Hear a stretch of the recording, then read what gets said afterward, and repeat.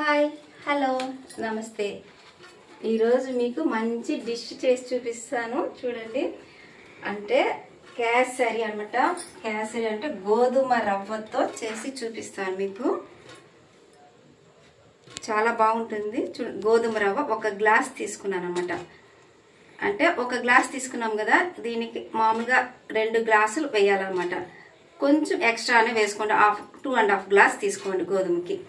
ఇంకా చూడండి నెయ్యి, చూడండి బెల్లం. నా దగ్గర బెల్లం లేదు, బెల్లం పౌడర్ ఏదైనా వాడుకోవచ్చు, బెల్లం పౌడర్ అయినా బెల్లమైనా. ఇంకా చూడండి 2 యాలక్కాయలు, ఇంకా జీడిపప్పు. అంతే, సింపుల్, చాలా బాగుంటుంది. చేయండి. Stove on చేసుకునేసేయండి. ఆన్ చేసుకొని నెయ్యి వేసుకుందాము.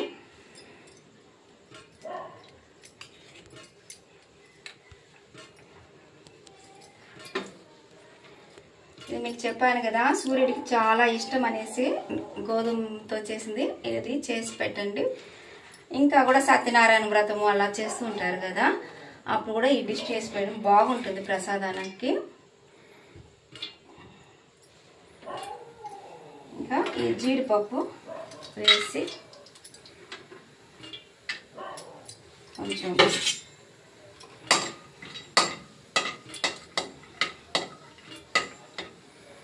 ఇలా కొంచెం రోస్ట్ కలర్లో వచ్చేంత వరకు వేగనీయండి.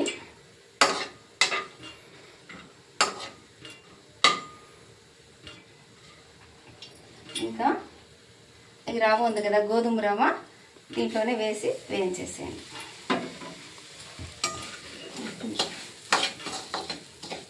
కొంచెం బాసిల్లో పెట్టుకొని వేయించండి. చూడండి, ఇలా బాగా రోస్ట్గా వేయించేసుకునేసి చూడండి పక్కన ప్లేట్లోకి తీసేసుకోండి.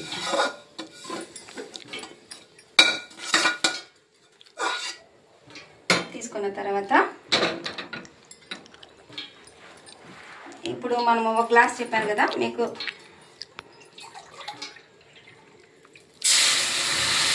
ఒక గ్లాస్కి మామూలుగా బాంబే రవ్వ అంటారు కదా, దానికైతే 1 తీస్తాము. ఇది కాబట్టి గోధుమ అంటే ఉడకాలి కదా, కాబట్టి ఒక 1/2 గ్లాస్ ఎక్స్ట్రా తీసుకున్నాను.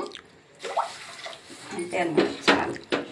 ఇంకా దీంట్లో మనము బాయిల్ అవుతుంది కదా, ఇది యాలక్కాయలు వేసేద్దాం.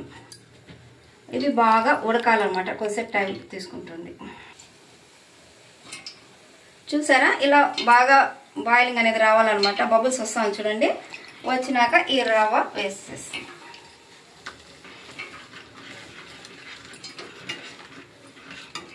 Simple recipe.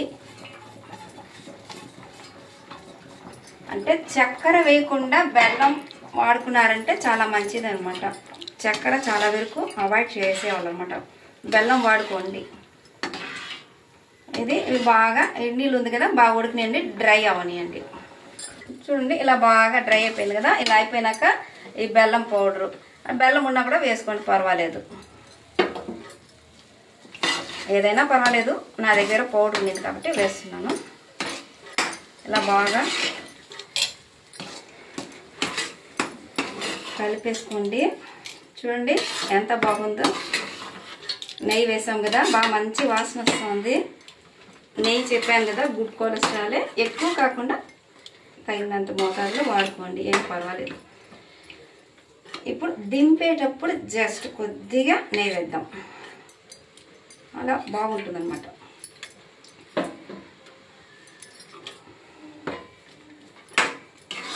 ఇలా చేసేసినాక స్టవ్ ఆపేద్దాము. ఆపేసి ప్లేట్కి నెయ్యి అప్లై చేసుకునేసేయండి. అప్లై చేసుకున్నాక చూడండి ఇక్కడ వేస్తాను, చూపిస్తాను.